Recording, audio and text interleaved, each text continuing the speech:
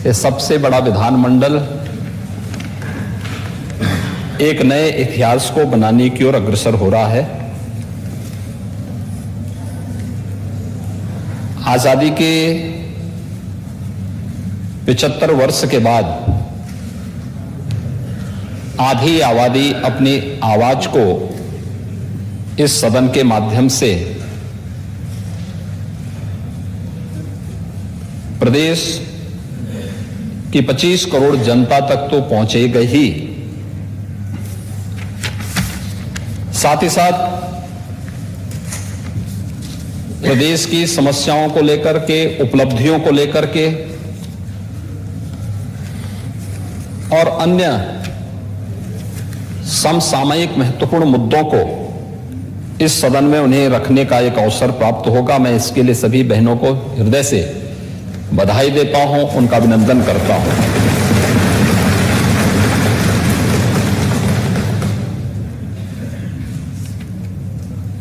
वास्तव में यह कार्य बहुत पहले होना चाहिए था और इसलिए होना चाहिए था। आज का पूरा दिन आपने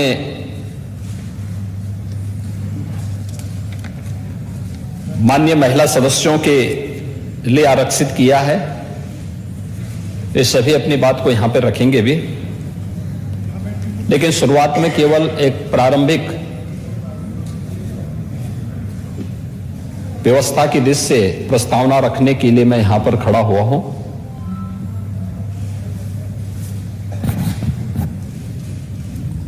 मुझे महर्षि वेदव्यास की पंक्तियां याद आती हैं जो उन्होंने नारी शक्ति के बारे में कहा है, खासतौर पर मातृशक्ति के बारे में, कि नास्ति मातृ समा छाया,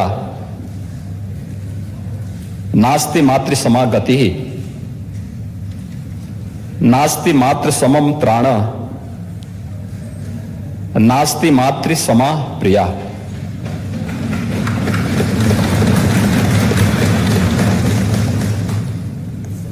यानी मां के समान कोई छाया नहीं है, मां के समान कोई सहारा भी नहीं है,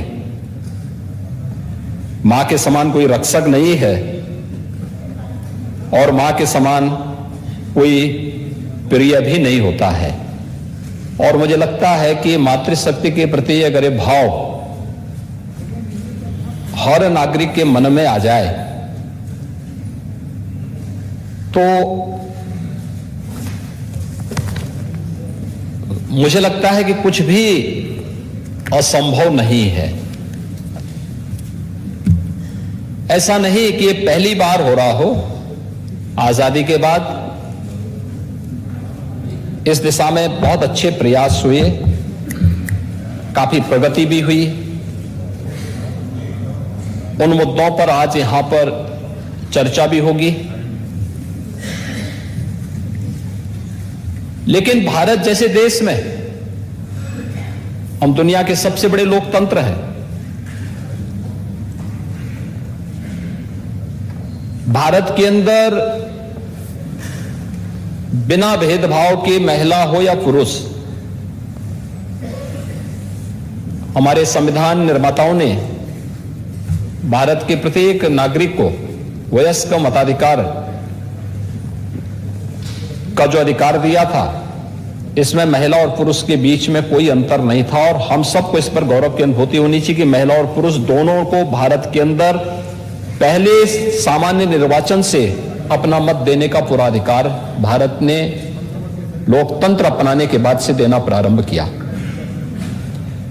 यही नहीं, इंग्लैंड में और दुनिया के तमाम अन्य देशों में महिलाओं को अधिकार बाद में मिला, भारत से बाद में मिला है। भले वहां लोकतंत्र पहले रहा हो, तो भारत की ताकत का एहसास दुनिया को कराता है, जिसमें हमेशा से, आज से नहीं, वैदिक काल में आप देखें,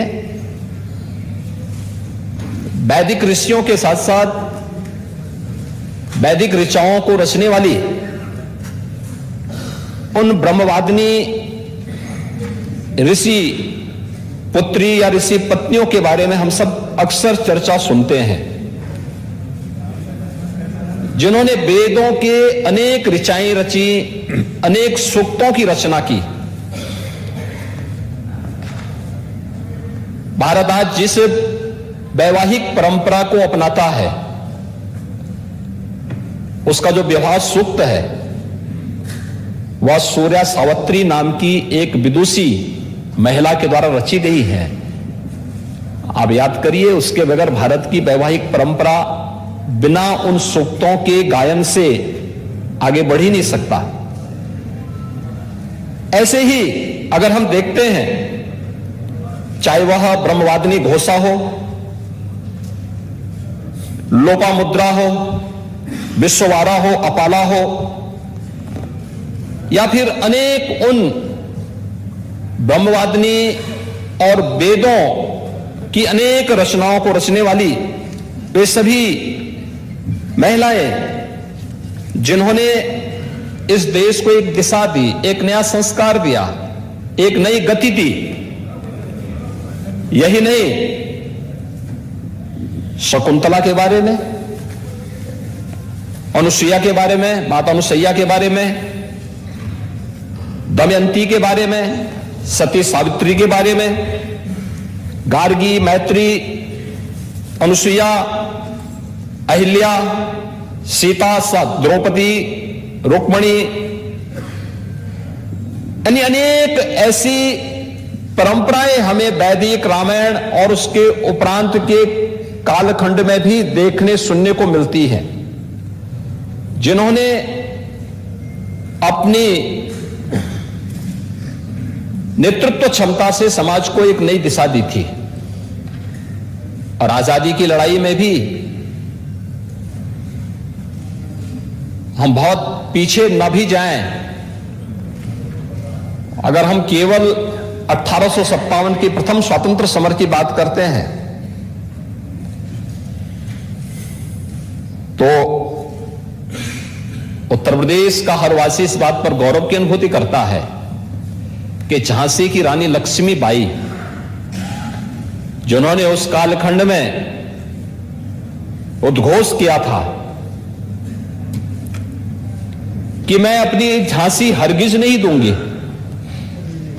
और उसके लिए उन्होंने युद्ध लड़ा, ब्रिटिश हुकूमत को पीछे हटने के लिए मजबूर किया। अनेक ऐसे उदाहरण हैं। उनके साथ जो अन्य अनेक वीरांगनाएं इस युद्ध में लड़ी थी, प्रथम स्वातंत्र समर का नेतृत्व की थी, यह किसी से छुपा हुआ नहीं है। और इसलिए आज जब हम इन सभी मुद्दों पर चर्चा कर, इस सदन में चर्चा होगी और सभी बहनें अपनी अपनी बातों को यहां पर रखेंगी, इस संबंध में कुछ चीजें हैं जो सरकार ने अपने स्तर पर कदम बढ़ाए हैं। मैंने एक पत्रक भी दोनों माननीय सदन के सभी माननीय महिला सदस्यों को पास भेजा है, मिशन शक्ति के रूप में एक जो नया कार्यक्रम राज्य सरकार के स्तर पर हम लोग संचालित कर रहे हैं, और इस कुशलतापूर्वक संचालित हो रहा है। इसके परिणाम भी हम सबके सामने हैं कि केंद्र और राज्य सरकार के द्वारा महिला सशक्तिकरण के लिए, महिला सुरक्षा, महिला सम्मान और महिला स्वावलंबन, इनसे संबंधित जो मुद्दे हैं उन पर क्या क्या कदम उठाए गए हैं, चाहे वह बेटी के जन्म लेने से लेकर के और बेटी के विवाह होने तक, मुख्यमंत्री कन्या सुमंगला योजना, मुख्यमंत्री सामूहिक विवाह की योजना, निराश्रित महिला पेंशन की योजना में वृद्धि करते हुए उसके दायरे को बढ़ाने का कार्यक्रम, उत्तर प्रदेश में राज्य ग्रामीण आजीविका मिशन के माध्यम से जो कार्यक्रम चल रहे हैं, जिसको हमने काफी सशक्त करने की दिशा में कदम बढ़ाए हैं, जिसमें पोषण मिशन के साथ ग्रामीण आजीविका मिशन की बहनों को जोड़ना, अगर गांव में कोटे का विवाद होता है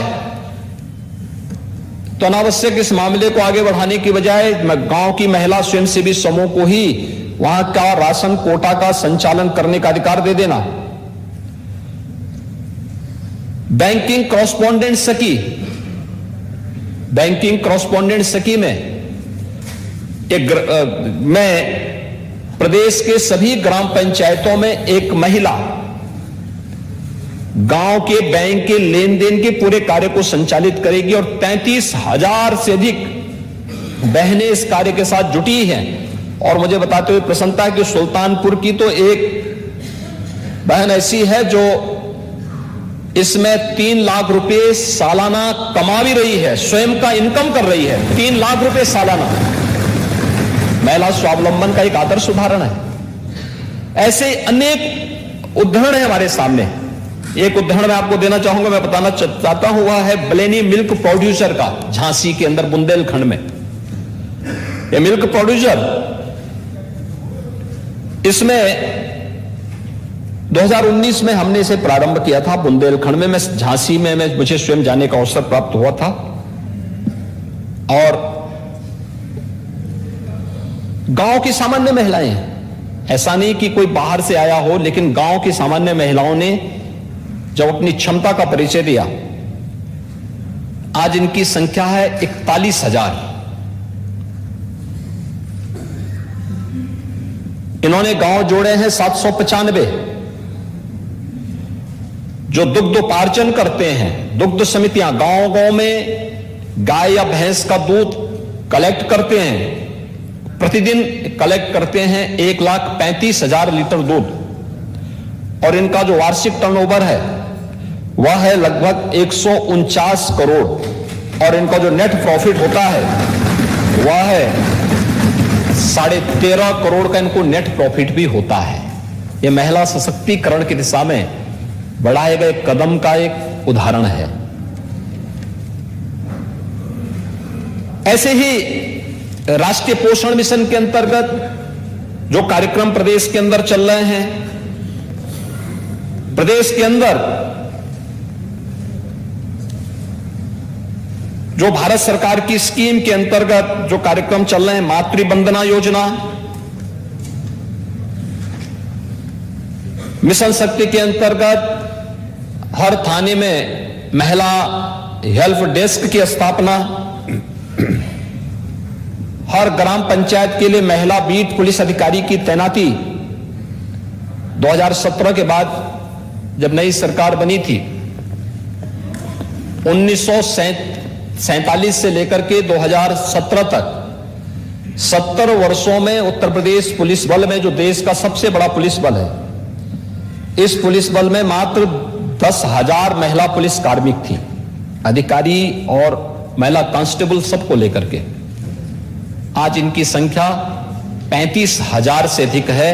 अतिरिक्त महिला पुलिस कार्मिकों की भर्ती की कार्रवाई को इस दौरान राज्य सरकार ने एक अभियान चला करके उन्हें भर्ती की प्रक्रिया के साथ जोड़ने का काम किया और उन्हें महिला बीट पुलिस अधिकारी के रूप में हर ग्राम पंचायत के लिए भी तैनात किया, जहां पर यह कार्य कुछ जगह प्रारंभ हो चुका है, कुछ जगह हम लोग आगे बढ़ाने जा रहे हैं। महिला रिपोर्टिंग पुलिस चौकी और परामर्श केंद्र हर एक जनपद में अलग से व्यवस्था बनाई गई है। कहीं पुलिस थाना, महिला पुलिस थाना जो स्पेशली केवल महिला संबंधी अभियान और उन्हें परामर्श देने के लिए गठित किया गया है, और कुछ जगह पुलिस चौकियों को अतिरिक्त व्यवस्था भी इसके साथ दिया गया है। और इसके साथ ही प्रदेश के अंदर जो कार्य हुए हैं, परिणाम है इसका, और ये चीजें हमें दिखाती हैं कि इसके परिणाम भी हम सबके सामने आए हैं, जिसमें प्रदेश के अंदर अभी जो हर थाने में प्रदेश के अंदर 1537 पुलिस सिविल पुलिस के थाने हैं, शेष अन्य मिला करके कुल 1584 थाने हैं, जिसमें जीआरपी के भी थाने आते हैं। इन सभी में महिला हेल्प डेस्क की स्थापना की जा चुकी है। प्रदेश के अंदर सरकार ने आने के तत्काल बाद 3,195 एंटी रोमियो स्क्वाड का गठन किया था। एंटी रोमियो स्क्वाड जिसके द्वारा 6,75,143 स्थानों पर चेकिंग करते हुए 28,33,893 ऐसे लोगों को उनकी चेकिंग की गई जिन पर किसी प्रकार का कोई संदेह था और उसमें आवश्यकता पड़ने पर कार्रवाई भी की गई है। इसके अलावा प्रदेश के अंदर 10,417 महिला बीट अधिकारियों के लिए ऐसे बीट बनाए गए जहां पर केवल महिला कार्मिक ही इन सबको संचालित करती हैं और प्रदेश के अंदर परिणाम साफ है कि महिला और बाल अपराधों में प्रभावी अभियोजन के फलस्वरूप 32 मामलों में जो महिला संबंधी अपराध या पास्को से संबंधित अपराध थे, इन सब में 32 अपराधियों को मौत की सजा दिलाई गई। 10 वर्ष से अधिक सजा पाने वाले 1,191 हैं, अर्थदंड पाने वाले 1,431 हैं। आजीवन कारावास की सजा इस दौरान बेहतर प्रोसिक्यूशन के माध्यम से जिन्हें दिलाया गया 1,323 है और 10 वर्ष से कम सजा पाने वाले 3,420 ये भी इसमें किया गया। महिला अपराध में 4,751 अपराधियों को जिला बदर और ये सभी कार्रवाई इसमें की गई और एनसीआरबी के जो डाटा है उसके अंतर्गत अगर हम देखेंगे तो विगत 5 वर्ष के अंदर महिला संबंधी अपराधों में व्यापक कमी देखने को मिली खासतौर पर बलात्कार में 33%, अपहरण में 29%, सीलभंग में 25%, दहेज मृत्यु में 12% की कमी भी इस दौरान देखने को मिली है। ये चीजें दिखाती हैं कि अगर हम सब मिलकर के इस दिशा में ठोस प्रयास प्रारंभ कर देंगे और जो महिला संबंधी या बेटियों से संबंधित जो शासन की योजनाएं हैं, इन योजनाओं का उचित प्रसार हो जाए तो महिला सुरक्षा, महिला सम्मान, महिला सशक्तिकरण की दिशा में बेहतर प्रयास हो सकते हैं। इस दिशा में हम सब जानते हैं कि केंद्र और राज्य सरकारें मिलकर के इस दिशा में बेहतर प्रयास की हैं, जिसमें बहुत सारे कदम उठाए गए हैं। चाहे वह कन्या सुमंगला योजना में मैं बोल रहा था, जो अक्सर एक चर्चा आती थी कि भ्रूण हत्या होती है, हमने मुखबिर योजना के माध्यम से उसको नियंत्रित करने के साथ ही कन्या सुमंगला योजना का कार्यक्रम आगे बढ़ाया था। आज उसका परिणाम है कि लगभग 13,67,000 बेटियों को इस योजना का लाभ प्रदेश के अंदर प्राप्त हो रहा है, जिसको अलग अलग चरणों में उपलब्ध कराया जाता है। निराश्रित महिला पेंशन योजना में भी 1,000 रुपए उनकी पेंशन की गई और अब इस समय 31,50,000 बहनों को इसका लाभ प्राप्त हो रहा है। इसी प्रकार से राज्य आजीविका मिशन के अंतर्गत 66 लाख महिलाएं जुड़ी हुई हैं जो इस योजना का लाभ प्राप्त कर रही हैं। प्रदेश के अंदर मातृवंदना योजना के अंतर्गत 52,55,129 माताएं इन योजनाओं का लाभ ले रही हैं। मुख्यमंत्री सामूहिक विवाह योजना के अंतर्गत अब तक 1,91,686 जोड़ों की शादी ब्याह के लिए सरकार के स्तर पर उन्हें सहयोग प्रदान किया गया है और प्रदेश के अंदर ऐसे ही अन्य अनेक कार्यक्रम संचालित हो रहे हैं, जिसमें सभी महिला सदस्यों के पास मैंने एक पत्रक भेजा भी था और मैं अनुरोध करूंगा कि उसको जरूर एक बार देखेंगे। खासतौर पर जब हम हर घर नल की बात करते हैं तो हर घर जल पहुंचाने की कार्रवाई का हिस्सा है। अगर दूरी से जाना होता था तो हम बहुत जगह देखते थे कि महिलाएं अपने सिर पर पानी लेकर के आती थीं। आज उनके घर तक पानी पहुंच रहा है। हर घर शौचालय स्वच्छ भारत मिशन के अंतर्गत बने। प्रदेश के अंदर 2,61,00,000 परिवारों के पास बने। यह स्वच्छता का अभियान तो था ही, लेकिन नारी गरिमा का भी यह एक अभियान था और इसके लिए हम प्रधानमंत्री मोदी जी के आभारी हैं कि उन्होंने इसे एक मिशन मोड के साथ जोड़ करके इसे सफलता की नई ऊंचाइयों तक पहुंचाया है। 1,67,00,000 से अधिक परिवारों को प्रदेश में उज्ज्वला योजना के अंतर्गत रसोई गैस के सिलेंडर उपलब्ध कराए गए। यह भी महिला सशक्तिकरण की दिशा में उठाया गया कदम का ही हिस्सा है, क्योंकि उन लोगों को अब तक उन्होंने कभी ईंधन देखा ही नहीं था। बरसात होती थी, लकड़ी भीगी हुई है, घर में भोजन नहीं बन पाता था। 45 लाख से अधिक परिवारों को जो एक एक घर मिला है, यह भी महिला सशक्तिकरण की दिशा में बढ़ाया गया कदम है, क्योंकि एक महिला किस स्थितियों में अपने बच्चों को टपकती हुई झोपड़ी के नीचे रखने के लिए मजबूर होती थी, आज जब उसे पक्का मकान मिला है तो उसके चेहरे की खुशी देखने लायक बनती है। ऐसे ही परंपरागत रूप से जहां पर जो व्यक्ति जहां पर अपनी अपना मकान बनाया है, झोपड़ी रखा हुआ है, प्रधानमंत्री स्वामित्व योजना के माध्यम से उन्हें उस जमीन का मालिकाना हक दिलाने की कार्रवाई पीएम स्वामित्व योजना के माध्यम से मिल रहा। अब तक हम लोग 40 लाख से अधिक ऐसे परिवारों को इस सुविधा का लाभ उपलब्ध करवा चुके हैं उत्तर प्रदेश के अंदर, और 8,000 से ड्रोन लगा करके हर एक ग्राम पंचायत को सर्वे करने, ग्राम पंचायत की खुली बैठक के माध्यम से फिर उन लोगों को इस अभियान के हिस्से बनाने की कार्रवाई भी चल रही है। पीएम स्वनिधि के अंतर्गत भी स्ट्रीट वेंडर, ठेला, खोमचा, रेहड़ी रखने वाली ऐसी 2 लाख से अधिक महिलाओं को इस योजना का लाभ देकर के आर्थिक स्वावलंबन की ओर अग्रसर करने का कार्य हुआ है। अन्य अनेक ऐसी योजनाएं हैं जिन योजनाओं के बारे में हम चर्चा करें। मेरी अपील होगी सभी महिला सब यहां पे जो सदस्य गण हैं उन सभी बहनों से कि इस पर वे अच्छी चर्चा करें। इनमें उनके कोई सुझाव हैं, सुझाव उनके नोट होंगे, सरकार उसके बारे में कदम उठाएगी।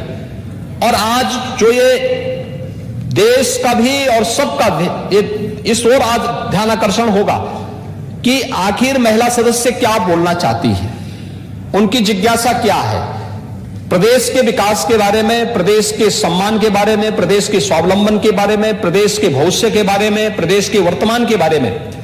अगर इन सभी मुद्दों की ओर उनका सकारात्मक सुझाव आता है तो उस पर सरकार को कदम उठाने में भी मदद मिलेगी। और उस सकारात्मक भाव के साथ इस चर्चा को आगे बढ़ाने के लिए मेरी आपसे भी अपील होगी कि कुछ देर के लिए ही सही, लेकिन पीठासीन अधिकारी के रूप में भी कोई बहन वहां बैठ करके सदन का संचालन कुछ देर के लिए ही सही कर सके तो मुझे लगता है एक माहौल, और उस दौरान करें। और मुझे लगता है उनको आज नियमों के बंधन से मुक्त करिए, आज उनको केवल इस विषय पे बोलने दिया जाए। जो योजनाएं हैं उन योजनाओं पर, जो योजनाएं जो अन्य उनसे जुड़ी हुई, उनके क्षेत्र से जुड़ी हुई समस्याएं होंगी उन समस्याओं पर, और समय की भी बाध्यता ना हो।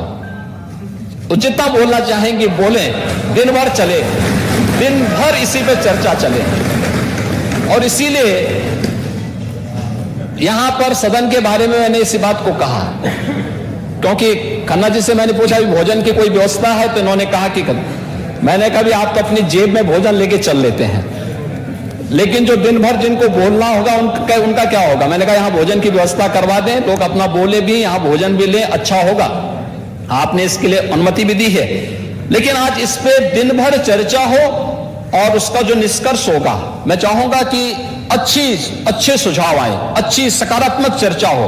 और उस सकारात्मक चर्चा को हम लोग, देखिए आरोप प्रत्यारोप हमेशा लगते हैं, आज उससे ऊपर उठ करके एक सकारात्मक दृष्टिकोण के साथ, क्योंकि ये जब प्रकाशन होगा तो उस प्रकाशन में आपका नाम जाए। विधानसभा की कार्रवाई में जो कुछ हम बोलते हैं, ये जो भी आएगा, यह यहां का एक दस्तावेज बनेगा। 5 साल, 10 साल, 15 साल, 50 साल, 100 साल के बाद जिन्हें कभी देखना होगा तो वे देख सकें, दस्तावेजों को उड़ेल सकें, देख सकें कि आपके द्वारा कभी क्या बोला गया है, और उसके बारे में फिर उससे कुछ प्रेरणा प्राप्त कर सकें। इसलिए एक अच्छी बहस को हम आगे बढ़ा सकेंगे।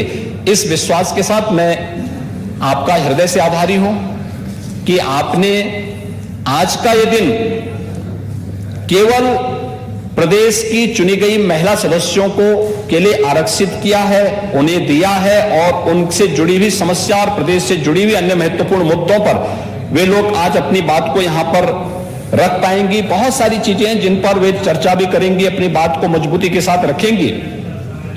मैं सभी पुरुष सदस्यों से भी कहूंगा कि सामान्य दिनों में आपके शोरगुल के नीचे महिलाओं की बात दब जाती थी। आज कम से कम आप उनकी बातों को सुनने के लिए यहां पर बैठेंगे और जो भी आपके लायक होगा आप उसको स्वीकार करेंगे, आपके लायक नहीं होगा तो कम से कम घर में जाकर के, अगर कहीं गलती आपके माध्यम से हुई है तो घर में जाकर के दोनों कान पकड़ करके वहां पर घर में माफी मांग करके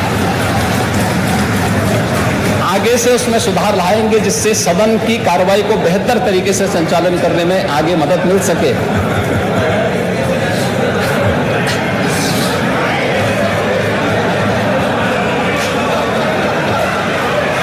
ये कार्य है, ये जरूर हो। सदन ये सब बातें कैसे जानते हैं? और मैं सभी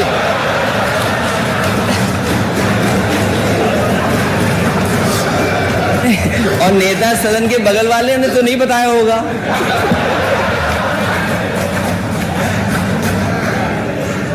लगता है खन्ना जी आपको आमंत्रण करने में भूल गए हैं। खन्ना जी ने तो पिछले दिनों ही एक रिसेप्शन दिया था, आपको नहीं बुलाया था क्या?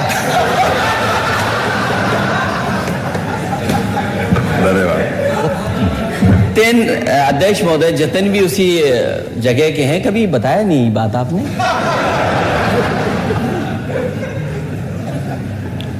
तो अध्यक्ष जी मैं चाहूंगा कि इस बहस को एक सकारात्मक दिशा में आगे बढ़ा करके हम रोचक भी बनाएं, और क्योंकि लोगों का आज इस ओर बहुत जिज्ञासा होगी और उस सकारात्मक दिशा को हम आगे बढ़ा सकेंगे कि अच्छा होगा, अभिनंदनीय होगा, समाज के लिए प्रेरणादायी हो पाएगा और सदन की कार्रवाई को फिर इसी प्रकार के कुछ अच्छे महत्वपूर्ण मुद्दों को लेकर के जो प्रदेश के प्रत्येक नागरिक को बिना भेदभाव की सुरक्षा, उनके सम्मान और उनके स्वावलंबन से जुड़े हुए मुद्दों को हम आगे बढ़ा पाएंगे। तो यह प्रदेश के हित में भी होगा, विधायिका के भी हित में होगा और साथ साथ उत्तर प्रदेश को एक नई पहचान इस प्रकार की चर्चा परिचर्चा से मिलेगी। मैं एक बार फिर से सभी बहनों का आज जो इस चर्चा का हिस्सा बनने जा रही हूं, उन सब का मैं जो भी इस चर्चा में भाग लेंगे, मुझे लगता है अपनी बात को अपनी भाषा में बोलना चाहिए और जिस भी रूप में आप बोल सकती हैं उतने में बोलेंगे, बहुत अच्छा उसकी एक चर्चा को आगे बढ़ाने में मदद मिलेगी। हमें संकोच नहीं करना होगा, अपने दिन भर अपनी बात को बोलें, नियमों को आज शिथिल करते हुए, एकदम कोई वो नियम नहीं, सभी अपने दिन भर भाषण इनके चले और फिर वो प्रकाशन भी हो, अच्छा होगा इसका प्रकाशन हो और प्रकाशन होकर के फिर हम देश के पार्लियामेंट की लाइब्रेरी में भी भेजें और हर विधानसभा में भेजें, देश की हर विधानसभा के लिए भेजें कि उत्तर प्रदेश की विधानसभा में ये चर्चा हुई थी, इसको इस प्रकार के सुझाव आए हैं, उन सब पर हम चर्चा को आगे बढ़ा पाएंगे तो अच्छा होगा। मैं एक बार फिर से सभी माननीय सदस्यों को जिन्होंने इस चर्चा को सार्थक बनाने के लिए आज अपनी उपस्थिति के माध्यम से इसको मजबूत किया, करने में अपना योगदान दे रहे हैं, उन सब का भी हृदय से धन्यवाद करता हूं और सभी महिला सदस्यों का हृदय से अभिनंदन करता हूं। धन्यवाद। एक सूचना देके माननीय नेता प्रतिपक्ष आपको बुलाता हूं। माननीय नेता सदन ने जो बातें कही हैं थी, अधिष्ठाता के रूप में हमारी एक बहन सदस्य यहाँ पर पहले से नामित हैं, लेकिन आज जैसे मुख्यमंत्री जी ने कहा है कि उसको शिथिल करके, तो मैंने एक नाम नेता प्रतिपक्ष से मांगा है, तो वो भी दे देंगे, तो उनको भी मैं अवसर जरूर दूंगा यहाँ पर। वो ठीक है, आपने वो एक ये दो, क्योंकि मुख्यमंत्री जी ने जो बातें कही है मुझे लगता है कि वो बहुत महत्वपूर्ण है और उनका अनुपालन यहाँ पर विधानसभा का इस सत्र के दौरान किया जाएगा। भोजन के लिए माननीय मुख्यमंत्री, आज एक और महत्वपूर्ण बात है कि एक जो यहाँ पर माननीय सदस्य बोलते हैं, तो प्रायः हम सब लोगों के स्वभाव में है कि महिला विधायक को हम विधायिका बोलते हैं, विधायिका श्रीमती, विधायिका इज इंस्टीट्यूशन लेजिस्लेशन, तो महिला विधायक है, विधायिका नहीं है। तो ये आप लोग सब लोग इस बात को ध्यान रखें, क्योंकि जनरली बातचीत में हम इस बात को कहते हैं कि विधायिका विधायिका। तीसरी बात महत्वपूर्ण ये है जो माननीय मुख्यमंत्री जी ने कही है कि यहां पर सब लोग शाम तक बैठे, तो शाम तक बैठने के लिए भोजन भी की व्यवस्था की है और शाम को जब ये सत्र समाप्त होगा तो सारे माननीय सदस्यों को विधानसभा की तरफ से एक एक टैबलेट भी दिया जाएगा, जो सभी माननीय सदस्यों को विधानसभा सत्र के बाद दिया जाएगा, पहले नहीं। तो कोई आदमी पहले उसके लिए प्रयास भी नहीं करे, और जो लोग आज नहीं ले पाएंगे उनको फिर बजट सत्र में दिया जाएगा। माननीय नेता प्रतिपक्ष,